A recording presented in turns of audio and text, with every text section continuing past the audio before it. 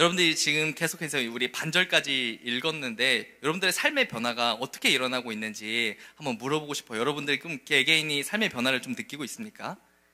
아마 많은 성도님들이 이렇게 대답할 것 같아요.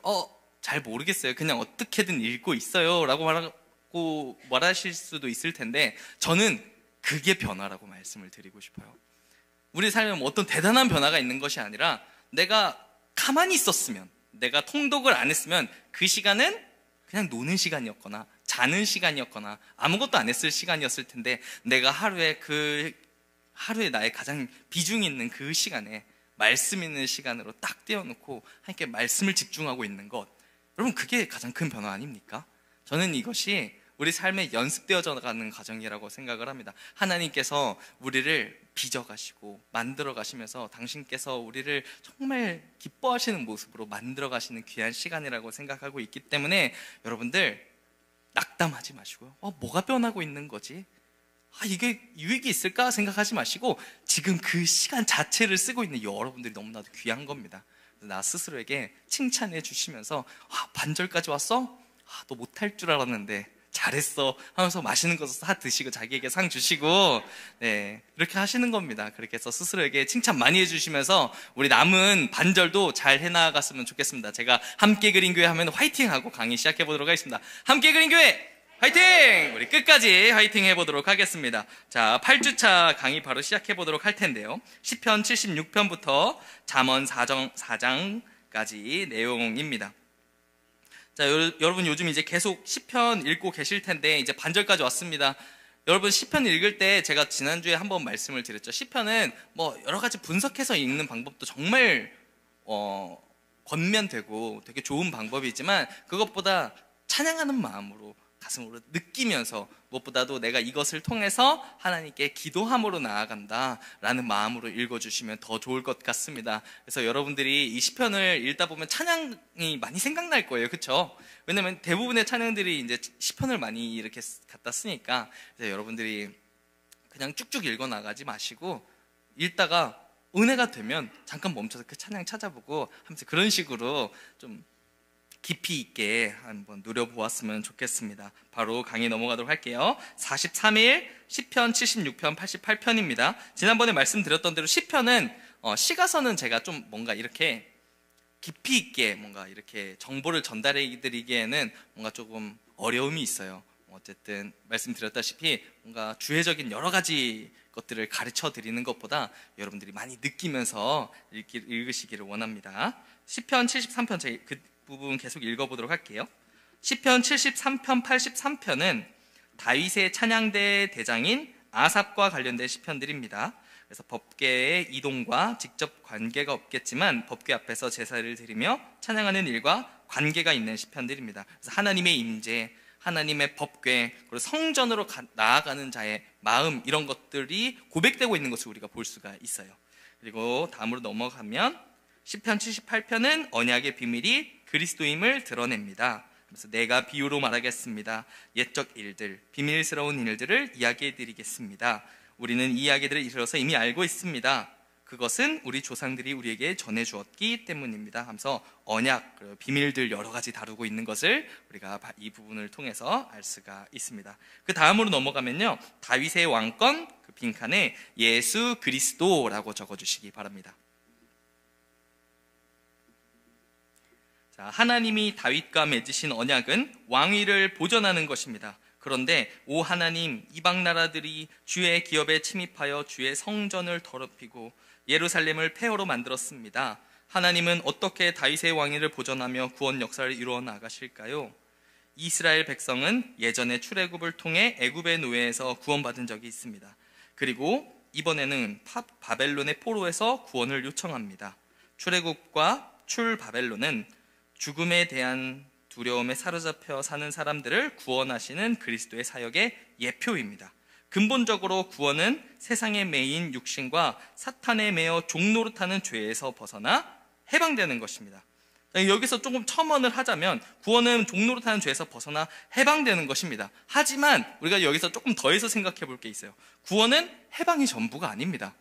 그렇죠? 여러분들 많은 분들이 뭐라 될까요?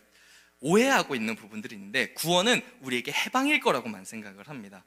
그냥 천국행 티켓 정도라고 생각을 하는 거죠. 그렇지 않습니다. 많은 분들이 이걸 착각하고 있기 때문에 이런 질문이 생겨나는 거예요. 되게 이런 질문들 받아보신 적 있었을 거예요. 그 친척들 전도할 때 특히 많이 듣는 것 같아요. 그냥 너대로 믿어. 난 나대로 살게. 그러다가 내가 죽을 때쯤 돼가지고 나한테 한번 찾아와. 그러다 전해주면 내가 그거 믿고 천국 같이 가자. 이렇게 그냥 나는 하고 싶은 거 하고, 뭐 교회 가면 술 담배도 못 한다며 뭐 하면서 여러 가지 막 이제 누리지 못할 것들을 이야기하면서 나는 나중에 해방되면 돼, 이런 식으로 이야기를 하는 거죠. 구원이 마치 해방으로만 생각을 하기 때문에 그런 겁니다. 사실 그게 너무나도 반은 맞고 반은 틀린 말이죠. 왜냐면은 우리가 이 예수를 믿는 것이 우리가 구원받기 위해서만 하는 것이 아니지 않습니까? 그러면 우리가 이것을 통해서 뭘 더 알아야 되는 거냐면은, 우리는 이 신앙생활 자체가 우리에게 기쁨이 된다는 것을 꼭 기억을 해야 된다는 겁니다. 해방만이 우리의 목적이 아닙니다. 우리는 이곳에서도 기쁨을 누릴 수가 있습니다. 죽어서만 우리가 그것을 누리는 것이 아니라 지금 우리의 일상 가운데서 하나님과 교제하는 그 모든 순간이 우리에게 기쁨이 될 수 있다는 것을, 우리는 그것을 놓쳐서는 안 된다는 거죠. 그래서 여러분들이 말씀 읽는 것이 기쁨이 되어야 됩니다. 그래서 저는 그렇게 생각을 해요. 우리의 이런 모습이 다른 사람들에게 잘 보여져야 된다고 생각을 합니다. 구원이 해방에만 있는 것이 아니다. 우리는 여기서도 기쁨을 누린다라는 것을 많은 사람들에게 보여주는 삶을 사는 것이 저는 선교적인 삶이라고 생각을 합니다. 그래서 이런 말을 했었어요. 그리스도인은 느낌표로 살아가는 것이 아니라 물음표를 살아가야 된다라고 이야기를 하더라고요. 뭐냐면은 다른 사람들이 그리스도인 내가 살아가는 모습들을 보면서 그렇구나, 저래서 저런 거구나, 이런 것이 아니라 이렇게 생각해야 된다는 거죠. 쟤는 저런데도 행복해 보이네. 뭐가 쟤를 저렇게 만드는 거지? 이런 궁금증을 자아내는 모습으로 살아내야 된다는 거죠. 세상이 이해 못할 방법으로 하는데도 왜 쟤는 저 평안해 보이고 행복해 보이고 뭐가 왜 다르지? 이런 것들을 보여주는 것은 우리의 의무인 거예요. 그것이 우리가 살아가는 방법이고 우리가 하는 진정한 선교가 아닐까 저는 생각을 해봅니다. 제가 키즈그린에서는 몇 번 나누었던 내용인데, 뭐냐면은 제가 예전에 지하철 얘기를 아이들에게 자주 해줘요. 지하철 얘기가 뭐냐면은 제가 있었던 일인데, 제가 혹시 들어본 적 있으신가요? 제가 북한 선교를 했었었는데, 그러니까 열심히 했다는 게 북한 선교 기도 모임을 했었습니다. 거기서 이제 홍대에서 열심히 밤에 기도 모임을 가지고 경의중앙선이라는 이제 선을 타고 이제 양평으로 갔었어야 됐어요. 제가 그때 양평에서 지냈었기 때문에 이제 가야 되는데 막차였어요. 막차니까 이걸 타고 가는데 용문이라는 데 들어보셨죠? 용문까지 갑니다. 근데 저는 이제 아신이라는 곳에서 내려야 되는데, 근데 이제 회기쯤에서 어떤 한 취객이 탔어요. 취객이 타가지고 막 사람들을 엄청나게 막 괴롭히는 거예요. 다 비켜! 하면서 의자에 다 누워버리고 하니까 사람들이 뭐야, 저 사람 뭐야 하면서 막 이제 다들 욕하기 시작하는 거죠. 근데 이제 다른 사람들이 막 다들 수근수근한데 다가가는 사람은 없었어요. 근데 이제 제가 고민하다가 다가갔죠. 다가가가지고 아저씨 하면서 깨웠죠. 그랬더니 사람들이 뭘 기대했을까요? 뭔가 화내고 저 사람은 어떻게 하길 기대하지 않았을까요? 근데 제가 어떻게 말을 했냐면, 아저씨 어디 가세요? 이거 막차라서 이거 놓치면 큰일 납니다. 그래서 혹시 내리시는데 말씀해 주시면 제가 거기서 깨워드릴게요 라고 얘기를 했어요. 그랬더니 그 아저씨가 어떻게 했는 줄 알아요? 자세를 고쳐 앉고 죄송합니다, 제가 민폐를 끼쳤군요 그래서 다시 고쳐 앉고 조용히 가다가 자기 내릴 곳에서 내리면서 갔어요. 근데 그 내리기 전에 저에게 뭐라고 말했냐면, 혹시 뭐 하시는 분이세요? 라고 물어봤습니다. 근데 제가 그때 뭐라고 말했냐면은, 저는 신학교 다니는 사람입니다 라고 이야기를 했어요. 그때 되게 많이 그 이후에 되게 아쉬움이 많았었어요. 복음 전할걸. 이게 그거구나. 이게 이렇게 살면은 복음이 전해지는 거구나. 근데 저는 그렇게 생각을 했어요.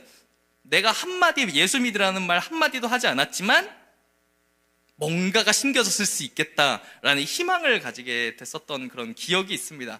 저는 이런 것 같아요. 여러분들의 삶이 이와 같아야 되는 것 같아요. 그냥 난 천국 티켓 따놨어, 뭐 이 정도로 끝나는 것이 아니라 우리의 삶이 뭔가 달라야 된다고 저는 생각을 합니다. 그게 하나님께서 기뻐하시는 모습이고 우리가 이곳에서 그리스도인답게 살아가는 것이 아닐까 저는 생각을 해봅니다. 예수를 믿으라는 말 한마디 하지 않아도 여러분 복음 전할 수 있습니다. 우리 삶을 되돌아보면서 좀 답게 살아가는 저와 여러분 되기를 마음 다해 소망합니다. 네, 엄청 멀리 갔네요. 자, 계속 이어가겠습니다. 44일 시편 89편부터 101편입니다. 모세의 기도라고 적어주세요. 90편 제가 한번 말씀드린 적 있죠. 가장 오래된 시편이라고 했었죠. 그래서 시편 제4권을 시작하는 시편 90편은 시편에서 하나뿐인 모세의 기도시입니다. 모세는 광야 시대에 40년 동안 이스라엘 백성을 인도한 지도자입니다. 모세는 광야 같은 세상에서 원망, 비방, 불신앙, 자만, 혈기, 우상, 숭배 등의 인생살이로는 강건하게 80년을 살아도 인생은 고생과 슬픔으로 가득 차 있습니다. 날아가듯 인생은 빨리 지나갑니다 라고 고백했습니다. 이 부분을 읽으면서 이게 90편은 모세 시편이구나 이런 것들을 생각해 보시면 되겠습니다. 넘어가세요. 언약의 완성, 거기에 빈칸에 예수 그리스도라고 적어주시기 바랍니다. 이스라엘 백성을 광야 같은 세상에서 약속의 땅으로 인도하시어 아브라함의 언약을 완성하실 분은 예수 그리스도입니다. 계속해서 뭔가 예수 그리스도가 나오죠. 왜냐면 이따가 또 나오겠지만 예수님이 이걸 엄청 인용을 많이 하세요. 시편을. 그래서 그거의 상관관계를 염두에 두고 이따가 표가 나오거든요. 그런 것들을 생각해서 읽어보시면 되겠습니다. 오직 그분만이 참 안식의 땅으로 인도하실 분이시기 때문입니다. 예수 그리스도를 통해 전능하신 하나님의 그늘 밑에서 편안히 쉬게 될 것입니다 라는 약속이 이루어지게 될 것입니다. 그분은 악인을 멸망시키시고 의인을 번성하게 하시며 여호와가 다스리시는 메시아 왕국을 세우실 것입니다. 다음으로 넘어가서 새 노래라고 적어주세요. 새 노래. 새 노래는 그리스도가 다스리시는 나라에서 구원받은 백성이 부르는 노래입니다. 한번 우리가 다룬 적이 있었었죠. 넘어가도록 하겠습니다. 자, 시편 속에 하나님을 설명하는 단어들 해가지고 여러 가지가 나와져 있는 부분들이 있습니다. 그래서 하나님이 창조주, 지혜와 지식, 전능, 영원, 거룩, 선하심, 사랑과 진리, 신실, 피조물의 살피심, 의와 진리, 공의로 이렇게 표현되고 있는 부분들을 이제 생각하시면서 읽어주시면 되겠고요. 45일로 넘어가서 참회 시입니다. 102편은 참회 시이고요. 상당히 고통스러운 처지에 있는 사람의 기도입니다. 그럼에도 불구하고 여호와 하나님의 견고한 사랑을 확신할 수 있다는 심정을 노래합니다. 그래서 우리가 이 부분들을 읽으면서 내 안에 어떤 그런 고통스러운 문제, 그런 것들을 토로하면서 우리에게 언제나 신실하신, 우리를 저버리지 않으신 하나님을 발견하면서 우리가 이 부분을 읽어가시면 좋겠습니다. 그리고 법궤 105편, 106편은 법궤 귀한 감사 찬양 찬송시입니다. 이렇게 여기 106편까지 하면서 4권이 마무리되게 됩니다. 시편이 몇 권까지 있다고 했었죠? 5권까지 있다고 했었죠. 여기가 이제 4권이 마무리되는 부분이고 이제 107편부터는 5권이 시작되겠죠. 그래서 107편, 110편을 보면 새 언약의 실체 예수 그리스도 해서 시편 제5권을 시작하는 107편은 죄로 인해 대적의 손에 붙잡힌 자들이 하나님의 구원을 맛보고 여호와의 인자하심을 찬양하는 내용입니다. 그들이 맛본 구원은 앞으로 그리스도가 행하실 사역과 구원의 예표입니다. 이 부분은 이제 동그라미 치면서 밑줄 쭉 갈 건데요. 몇 번째 하면 다 그냥 동그라미를 쳐주시고 그 첫 문장은 다 밑줄을 쳐주시기 바랍니다. 예수님이 성취하실 사역은 첫 번째 동그라미 하시고 여호와는 광야에서 길을 잃고 방황하는 자들에게 거주할 성읍을 찾게 해주십니다 까지 밑줄 쳐주시기 바랍니다. 그리고 두 줄 내려오면 두 번째가 있습니다. 두 번째 동그라미 쳐주시고 여호와는 하나님의 말씀을 거역하며 지존자의 뜻을 멸시해 흑암과 사망의 그늘에 있는 사람을 인도해 내십니다.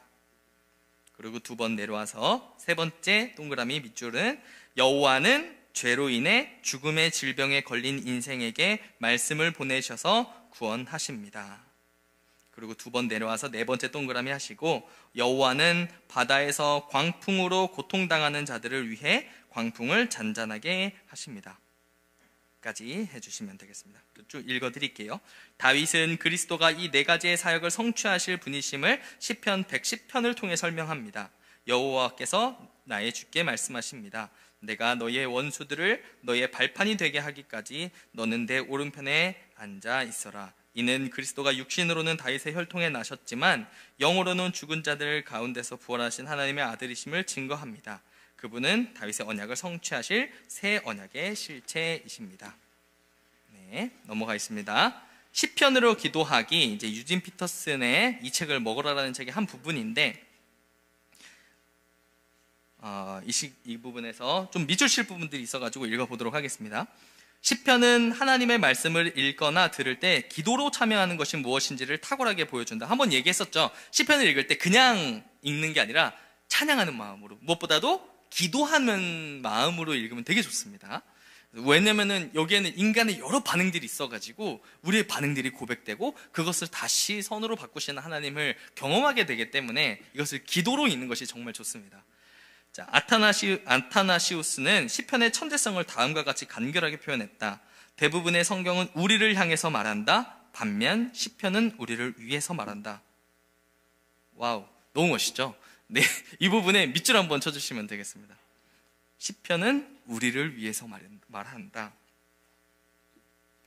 자, 시편을 기도의 학교로 사용할 때, 즉 말씀을 가지고 기도할 때 우리는 말씀하시는 하나님께 삶으로 반응함으로써 주의 깊은 예배를 드릴 때 어떤 말을 해야 할지 적절한지 감각을 익히게 된다. 시편으로 기도할 때 첫 번째로 깨닫는 것은 여기 부분 밑줄 치겠습니다. 우리는 무엇이든 기도할 수 있다는 것이다. 네, 사실상 인간적인 모든 것이 기도의 재료로 적합하다. 반성과 관찰, 두려움과 분노, 죄책과 죄, 질문과 의심, 요구와 욕망, 찬양과 감사, 고통과 죽음 등 무엇이든 괜찮다. 인간적인 것은 아무것도 배제되지 않는다. 시편은 하면서 다음 밑주시겠습니다. 기도란 하나님 앞에서 친절하게 구는 것이 아니라고 아주 길게 반박하는 책이다. 밑줄 쳐주세요. 그렇다. 기도는 우리 자신을 있는 모습 그대로 바치는 것이다. 두 번째로 깨닫게 되는 것은 밑줄 치겠습니다. 기도가 하나님이 우리를 위해 가지시는 모든 속성, 거룩, 정의, 자비, 용서, 주권, 축복, 변호, 구원, 사랑, 위엄, 영광에 접근하는 길이라는 점이다. 까지 밑줄 쳐주시면 되겠습니다. 나중에 이 부분을 다시 한번 읽어주시면, 좀 집중해서 읽어주시면 되겠습니다. 지나가겠습니다. 자, 46일입니다. 시편 115편, 127편입니다. 자, 지금 며칠이라고 되어 있죠? 46일이라고 되어 있습니다. 아까 뭐라고 했죠? 우리 여기서 박수 한번 치고 가도록 하겠습니다. 자, 여러분들 반 지났습니다. 축하드립니다. 여기 보고 읽으시면서 115편 피면서 여러분 기뻐하시길 바랍니다. 마침 나오는 게 영광송이네요. 자, 115, 118편 빈칸에 영광송이라고 적어주시기 바랍니다. 우리 교회가 자주 하지는 않죠. 교동문. 그쵸. 1년에 한두 번 하나요? 이제 매주 하는 교회도 있습니다. 이제 교회마다 스타일이 다른 건데, 왜냐면 당시 뭐라 해야 될까. 교회 전통에는 이 교동문을 되게 자주 읽었었어요. 왜냐면 거기가 시편을 가지고 예배를 드리는 게 되게 전통이었기 때문에 그걸 아직도 하려고 하는 개혁교회 이렇게 해가지고 하시는 분들이 많긴 한데 저희는 그렇게 하고 있지는 않지만 어쨌든 하기는 합니다. 근데 여기 115편부터 118편까지가 대부분이 다 이 교동문에 들어가 있습니다. 왜냐면 되게 적합한 거죠. 이 예배에 있어서 영광을 드러내는 그런 부분에서 예배에 적합하기 때문에 잘 쓰여지고 있다라는 것을 좀 생각하면서 읽으시면 좋을 것 같고요. 그 다음은 빈칸에 율법시라고 적어주세요. 율법시 지혜의 시편. 그래서 시편 중 가장 많은 절수를 가지고 있습니다. 에스라가 저자로 보는 견해가 맞습니다. 우리 그때 한번 얘기했었었죠. 그래서 그 다음 써있는 것처럼 율법 공부를 강조하면서, 그래서 말씀의 중요성을 많이 강조한 게 되게 특이하게 어쨌든 성경에서 가장 긴 구절이다라고 이야기를 하면서 그때 한번 다뤄왔었던 것 같습니다. 그래서 이 부분도 이게 말씀을 강조하는 거였구나, 이런 것들을 생각하면서 읽어주시면 되겠습니다. 그 다음에 성전에 나아가는 것과 관련된 시편 120, 134편이고요. 시편 120, 134편은 모두가 성전에 나아가는 것과 관련된 시편들입니다. 성전과 성벽을 완성한 귀향민들은 성전에서 하나님을 예배하는 삶을 살아야 함을 뜻합니다. 그래서 되게 유명한 구절들이 있습니다. 노래로도 있죠. 찬양으로도 내가 산을 향하여 눈을 들리라. 나의 도움이 어디서 올까? 나의 도움은 천지를 지으신 여호와께서로이다. 여호와께서 집을 세우지 아니하시면 세우는 자의 수고가 헛되며 여호와께서 성을 지키지 아니하시면 파수꾼의 깨어있음이 헛되도다. 보라, 형제가 연합하여 동거함이 어찌 그리 선하고 아름다운고. 이렇게 유명한 구절들이 이렇게 들어있는 있으면서 보시면 되겠습니다. 47일입니다. 하나님의 크신 속성을 찬양하고 옆에 139라고 적어주세요. 139편. 여기서는 이제 하나님의 속성을 밝혀주는 신론을 이제 이야기하고 있다고 합니다. 그래서 여기서 이런 부분들이 나와요. 하나님이 하늘에 계셔, 내가 하늘에 있어도 하나님 거기 계시고, 내가 스올의 자리를 필지라도 하나님 거기 계시고, 내가 새벽 뭘 깨면서 바다 끝에 있을지라도 하나님은 거기 계신다. 이런 구절들이 있어요. 그래서 하나님의 속성, 하나님이 어떤 분이신지에 대해서 이야기를 하고 있는 것을 우리가 볼 수가 있습니다. 그래서 보면은 하나님의 속성은 크게 비공유적 속성, 즉 초월성으로서 하나님만 갖는 속성과 사람과 공유하는 속성, 즉 은혜성, 내재성으로 분류해 볼 수 있습니다. 이게 되게 어려운 말인 것 같지만 여러분들 아시는 분들도 있고 모르시는 분들도 계시겠지만 하나님의 속성이 있습니다. 우리는 그리고 하나님의 형상을 따라 지음받았기 때문에 하나님을 닮았어요. 하나님의 코, 눈을 닮았다는 게 아니라 하나님의 속성을 닮았습니다. 그래가지고 하나님이 우리와 공유한 속성이 있어요. 그러니까 우리에게 뭔가 하나님의 유전자 같은 걸 우리에게 공유해 주신 게 있습니다. 그걸 공유적 속성이라고 말하고, 하나님이 우리와 공유하지 않는 속성이 있어요. 그런 것들은 비공유적 속성이라고 말합니다. 예를 들어 전지함, 전능함 우리에게 있나요? 없죠. 그건 비공유적 속성, 우리와 공유하지 않으신 속성입니다. 그러나 뭐 밑에도 나와 있지만 은혜, 자비, 뭐 선, 이런 것들은 우리가 깨어져 있는 모습이긴 하지만 우리가 닮아져가는, 그러니까 그런 것들 우리는 공유적 속성입니다. 우리 안에 내재되어 있어요. 그래서 우리가 이런 것들을 성화를 통해서 점점 닮아가는 것, 그것이 공유적 속성이다. 이렇게 생각하시면 되겠습니다. 이해가 되시죠? 공유적 속성과 비공유적 속성. 나중에 우리 교회 혹시 그 교리반이 생기면 그때 조금 더 자세히 배우실 수 있을 것입니다. 신론해서 더 자세히 배울 수 있으니까요. 많이 신청해서 해주세요. 자, 48일 차입니다. 간구시 해서 140, 141, 143편 해서 온갖 위험에서 구해주실 것을 여호와께 간구하는 시이고요. 마지막에 이제 150편입니다. 새 노래로 찬양하라. 이렇게 나와 있고요. 대찬양이라고 하기도 하고, 이제 우리가 1편, 2편이 시편의 전체 주제를 담고 있다고 했었었죠. 그때 시편의 1편과 2편은 시편 전체를 아우르는 서론이다 라고 이야기를 했었습니다. 그리고 150편은요, 이제 그 하나님의 위대하심, 전능하심을 노래하면서 이제 마침표를 찍는 것을 볼 수가 있습니다. 이 부분 읽으면서 여기가 대찬양이구나, 이런 것들을 좀 기억하시면서 읽어주셨으면 좋겠습니다. 그리고 아까 전에 말씀드렸던 것처럼 시편과 예수님 여기 나와 있는 표 있죠. 왜냐하면 장차 오실 메시아에 대한 예언으로 가득한 시편이다. 예수님이 진짜 많이 나옵니다. 예수님이 엄청나게 많은 인용을 했어요, 시편을. 그래서 이 부분들을 보면서 참고해 주시면 되겠습니다. 넘어가겠습니다. 잠언입니다. 자, 이제 잠언은 그 옆에 예수 그리스도는 우리의 지혜라고 적어주세요.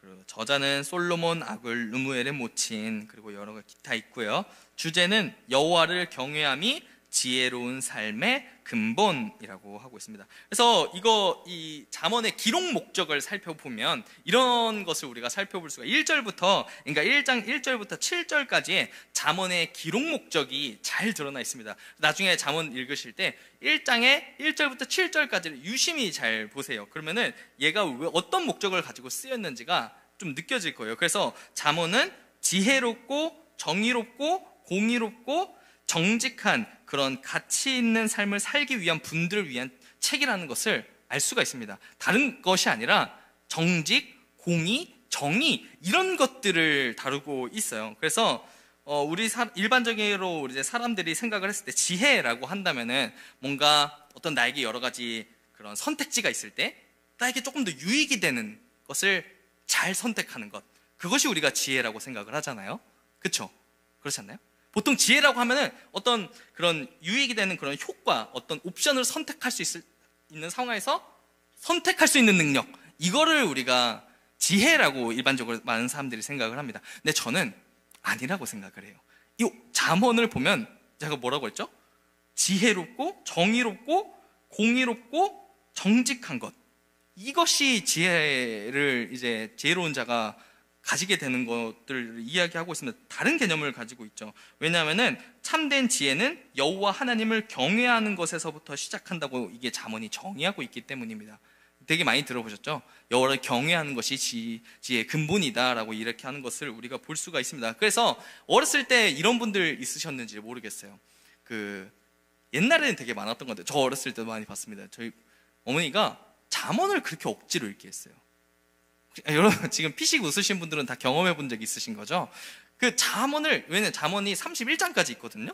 그래서 하루에 한 장씩 읽으면 너 똑똑해진다, 너 지혜로워진다, 이렇게 하면서 막 읽게 했습니다. 막 강제로 읽게 했어요. 그래서 막 여러 가지 사례를 드는 그런 교회들도 있었습니다. 그래서 막 무조건 하루에 한 장씩은 꼭 읽어야 된다라고 했는데, 이게 많은 사람들이 이제 지혜를 구하면서 나도 모르게 착각하는 것들이 있어요. 뭐냐면은 우리가 그런 일반적으로 기대하는 지혜의 모습, 내 아들이 지혜로워지길 원해 라고 생각을 하지만, 여러분 거기에 굉장히 세속적인 관념이 들어가 있는 거 아세요? 여러분들이 자식에게 바라는, 자녀들에게 바라는, 그 부모님들이 나에게 바랬던 그런 지혜, 성경이 말하는, 잠언이 말하는 지혜는 그것이 아닙니다. 여호와를 경외함으로 정의롭고 공의롭고 정직한 자를 이야기하고 있습니다. 우리가 이걸 보면서 내가 지혜를 지금까지 잘못 생각하고 있었구나, 이런 것들을 좀 많이 깨닫게 되는 시간이 될 것 같아요. 어쨌든 우리가 성경을 잘 읽어 나아가면서 성적을 올리는 데 도움을 주는 책이 아니다, 내 자녀를 멋지게 키우기 위한 어떤 그런 도움을 주는 책이 아니다, 그거 오히려 다른 방식으로 읽혔으면, 자녀에게 잠언 읽히는 게 뭐가 나쁩니까?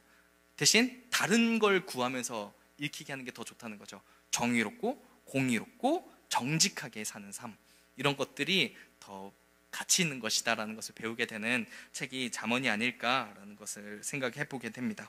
그래서 내용을 보면 본서는 하나님 지혜에 관한 교훈과 인간의 생활과 삶 속에서 하나님의 말씀과 뜻에 순종하면서 살아가야 할 진리의 교훈들을 기록하고 있습니다.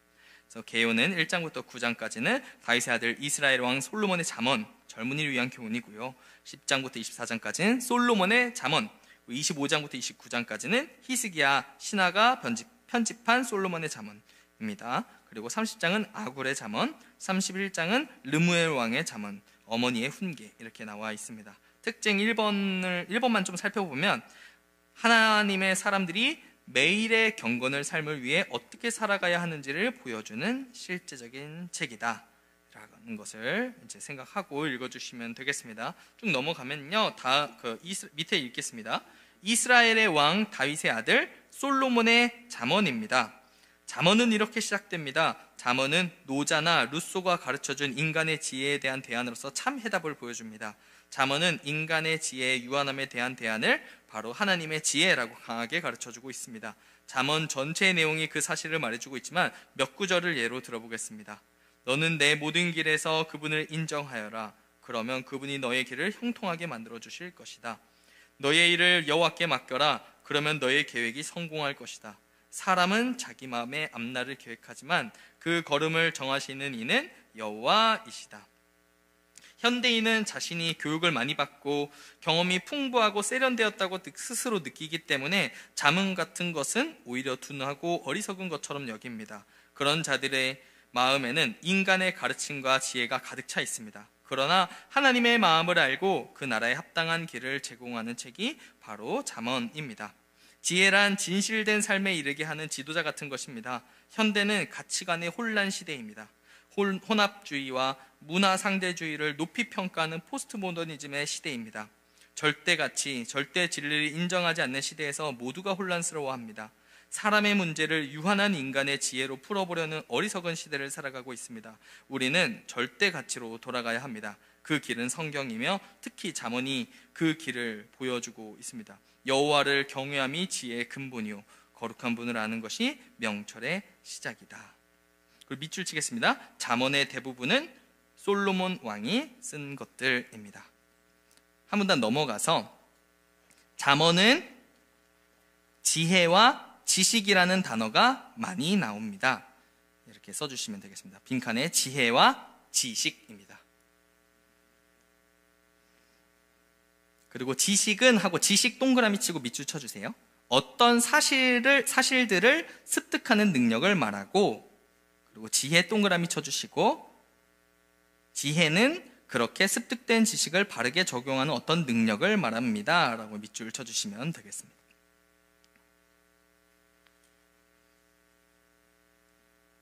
네, 넘어가서요. 잠언 속에 나타난 3대 의무, 그래서 하나님에 대한 의무, 이웃에 대한 의무, 나 자신에게 대한 의무, 이런 것들을 이야기하고 있어서 좀 살펴봐 주시면 되겠습니다.